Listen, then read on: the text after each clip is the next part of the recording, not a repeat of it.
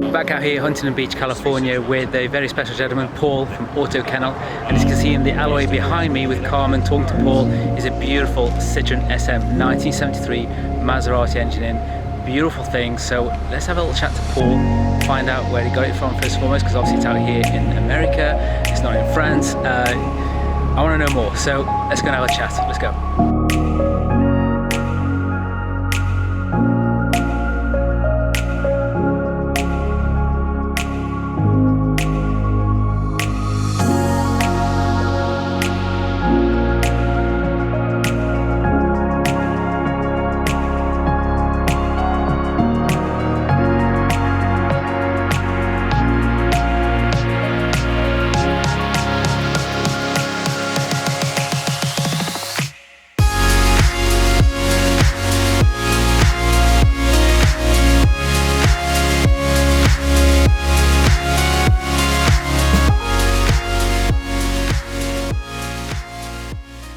Thank you, Paul, for coming out once again to do a photo shoot with us. Thanks for coming out from Europe to do that's cool. a car in Southern California. That's funny, all the way from Europe, but hey, we're coming all the way out here. But this is amazing. I remember seeing it on your Instagram and I was thinking, when we're the Malibu Cars and Coffee, could this be the one? And obviously it was, which was cool. Let us know a bit more about this. I mean, how did you get it first and foremost? Yeah, it's, everyone who knows me mostly knows me as a Porsche guy, so everyone thinks I'm selling the car, and they're like, "You bought it for you?" And they look at me with that sort of incredulous look, like they can't figure it out. 2 moments. 1 second, we just got this gentleman just come past the car. That's Huntington Beach, baby. Cool. I love it. Just stagger out from whatever crystal meth stupor, go buy this French car. It's all like, good. It's just a UPS truck. And he's like, I gotta make it to 7-Eleven. That's I gotta it. get my hooch. Hooch, I've not had that for years. Oh my God, that's I used to remember when I was 16, 17, I was like, fresh out of high school, hooch, yep. Yeah, okay, get me. So, all my friends were just kind of bewildered. And it was interesting, a lot of people, it's like they don't get it, and they just kind of, they don't really want to know more, they don't get it. But then the real car guys are just like, they're like I found a drug. They're like, we've tried these drugs, but is there something better? Like I was saying, as I came over here, one of my Porsche friends called me. He's like, so that SM I see you keep posting, is that yours? I'm like, yeah. Why'd you buy it? And I'm like, Jerry, I kind of want some different experience. Sure. And for me, I had a Renault R5 Turbo. I've kind of liked French design. I generally haven't liked French build quality. It's usually pretty much crap. Yeah.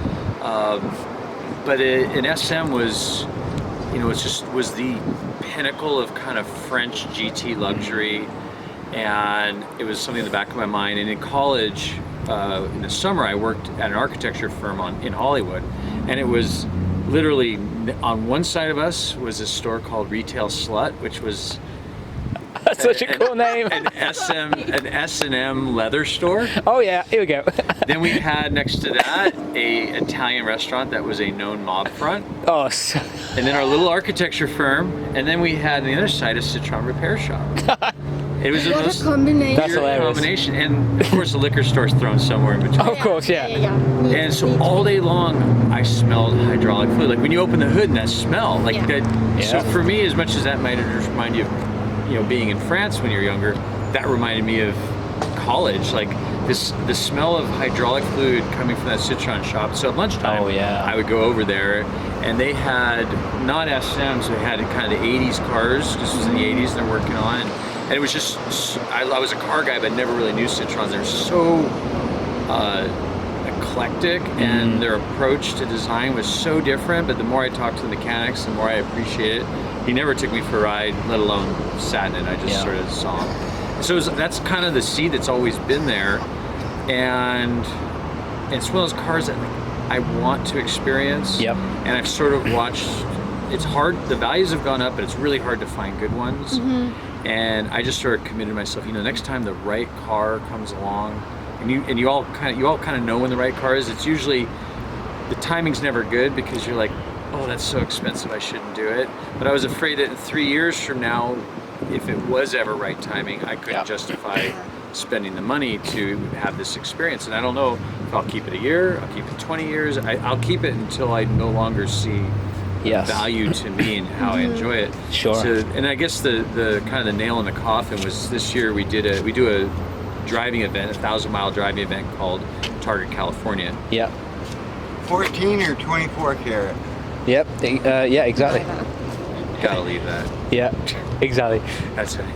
So then, you know, the Target California is a 1,000-mile drive throughout California, and it's for old cars. There's 150 pre-75 cars, everything from this to Porsches, of course. Nice. And it's kind of go back in time. So when I was on the drive this year, there was a guy with a 72 green one, and we were going through, literally bisecting Death Valley, and just seeing that car go down through Death Valley was so surreal. Yeah. And in my perception of the owner, the driver, and the passenger, they look so serene in the car, like they were just detached. And we're in a 911, just wah, you know. And so you just like, God, that looks really good over there. So that was it. And then I was at the French Italian show this year in Burbank, and I met the person who had literally serviced this car since new. And he's as soon as he finds out, oh, you want an SM? It's like, let me hold the tourniquet. Yeah. All your friends are glad to help you buy. Yes. Yeah, everyone wants someone else to own the boat. They just That's true. Yeah. And I mean, when I finally got it, I posted it on Facebook and Instagram. Like, so many of my car buddies are like, can I go for a ride? Oh, yeah. Like, no one asked me about, can I go for a ride in a 911? Everyone just wants to experience that different. Amazing. And so I've only had it a month, but for 1,000 miles in a month, it is just hard to explain. It's like explaining some Jell-O to someone who's never tasted it. I can't. Yeah, I get it. And at first it's intimidating. It's hard to drive because it's everything you've learned about driving is completely different. But as you get into the rhythm of how the car likes to be driven, you're like, okay, the French engineers, they were really thinking about, my dad got in the car and he thought it was going to be like a Cadillac Brougham, which is just a couch. And it's not. You hear the Maserati motor, you feel the road, you can feel in the steering wheel. But like I was telling Carmen, when you're going down the road, it doesn't bounce along. It just stays level while the suspension's doing all the work. So I noticed that the one drive I did, I drove in one day 380 miles, just nothing fancy, like Oxnard to Corona, through LA traffic, and I just had less fatigue. Just the vibrations of the road and the bouncing. It was a very, different experience. So amazing. Yeah. But there's one bit of information I thought that might be quite interesting now is you told me this was made for the American market. Yeah. So it is a fully automatic. Yeah, it's not shift. Right. They made about 12,000 units. God, someone's got to get their fix. So there's and take 5. So there's they made about 12,000 for the world. They only made the Citroen SM for 5 years. On a roll. And then they it's hard, isn't it, to concentrate? You're like, she's got she's got her earphones in, so she's like, yeah, we get it.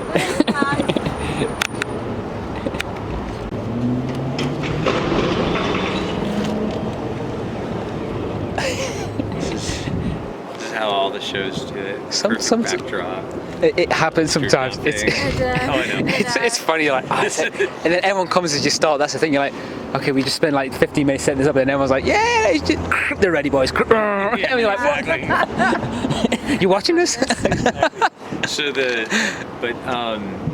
they made, for our market, 2,000 cars. I think Citroen wanted to make more cars, but the problem was, like the window sticker, it was $14,000 new in '73, and that was more than a Ferrari Dino.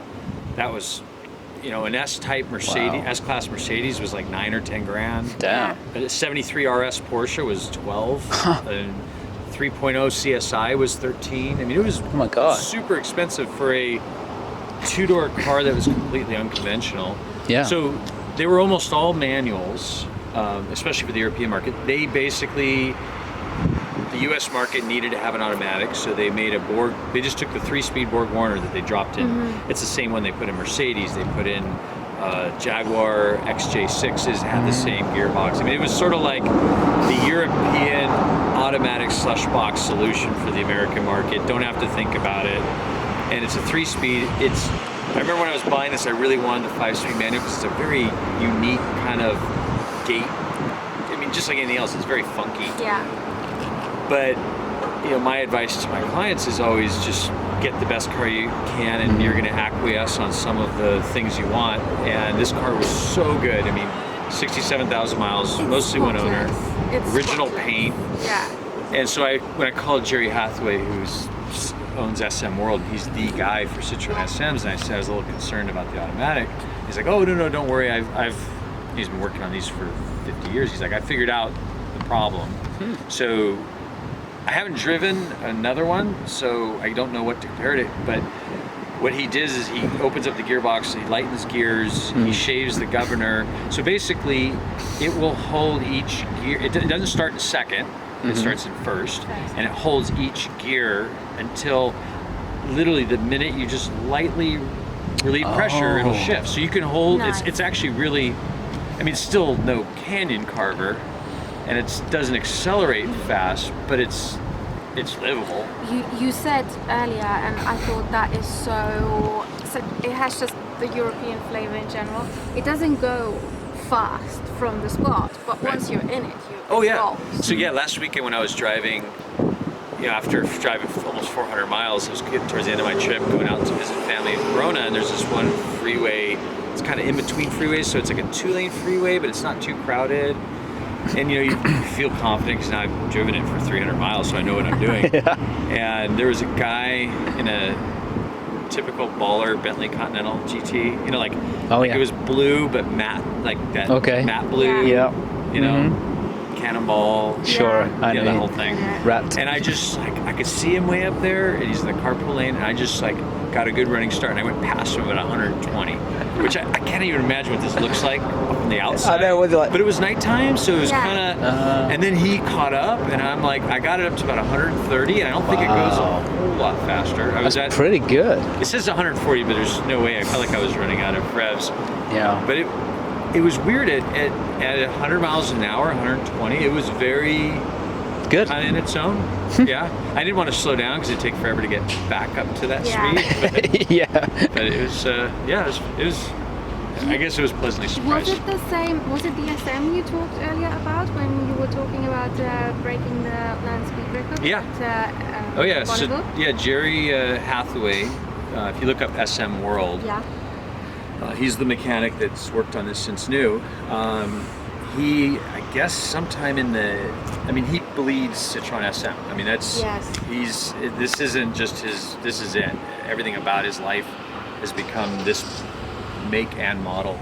And he, I guess in the 70s or 80s, realized that there was a chance to break the land speed record for front wheel drive. And he thought this was a good setup because it's kind of a mid-engine front wheel drive. Yeah. So he twin turbocharged, basically the same motor, didn't really build the motor, twin turbocharged, the same suspension, everything, just took out the interior, put a race seat in it, and he went, set the record at 206 miles an hour.